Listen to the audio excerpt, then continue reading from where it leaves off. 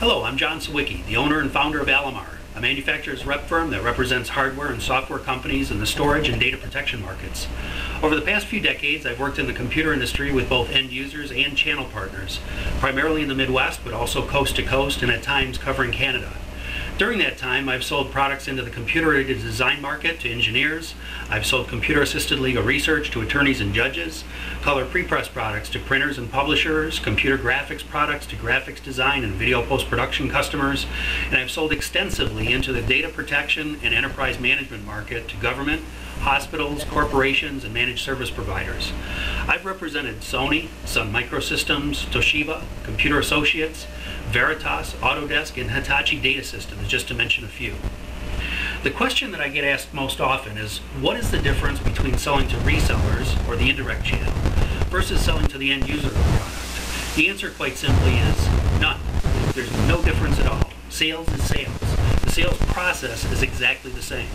The issues might be different, and the solutions to resolve those issues might be different, but again, the process is exactly the same. The end user sale is pretty much a straight line through the sales process, checking off steps as we move along. Of course, it also requires post-sales follow-up to ensure customer satisfaction and also to maintain the relationship so that you can take advantage of any future sales opportunities. In the end user sale, typically about 90% of the time is spent in the sales process. The indirect or reseller sales cycle begins the same way as selling to an end user.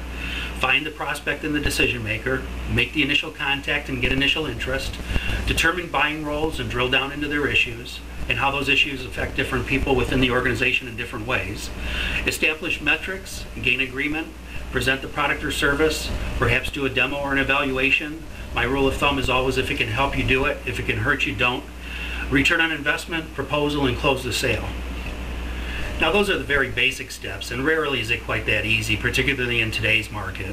The point is that the steps are exactly the same, whether you're selling to a value-added reseller and asking them to commit to your company, or asking an end user to make a hard financial commitment.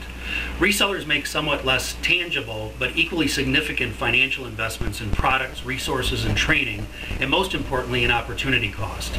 The question a VAR must ask is, what can we be selling today that will make the best use of our time and resources in terms of maximizing profit?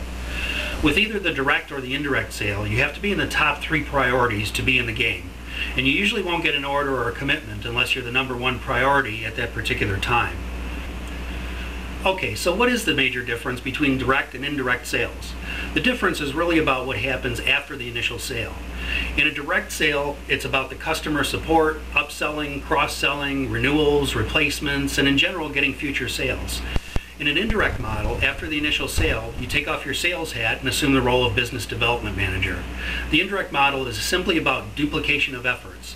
Let's say one vendor rep supports a dozen active resellers with an average of a dozen salespeople. We each have a strong relationship with a dozen accounts. You now have 144 salespeople selling to over 1,700 companies. But as a manufacturer, you're only paying one salesperson. Provided you have everyone fired up and on the same page, you have a gold mine. It's the Pareto principle multiplied over and over.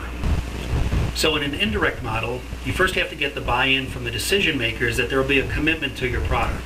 That includes the technical decision makers, by the way. Then you have to train the sales force and make joint sales calls. Salespeople sell what they're comfortable with, and they get comfortable by seeing it done effectively. Since the reseller has a multitude of products to sell and can't possibly go deep with each one, you're often brought in on joint sales calls as the product expert.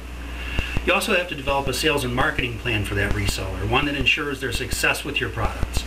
Then you have to manage each salesperson's sales cycle and be there as a dotted line sales manager and product expert while working with the marketing and management team on long-term goals and strategies. The skill is in getting and keeping the mind share of those 144 salespeople while showing bottom line results to management in order to keep the strategic focus of their company on your products. The benefit to the more feet on the street model is that once you get your sales channel up and running like a well-oiled machine, the residual sales just keep on coming in. It's a beautiful thing. Indirect sales involves the sales process, the value proposition, coordinating resources around technical training, marketing, and executive relationships.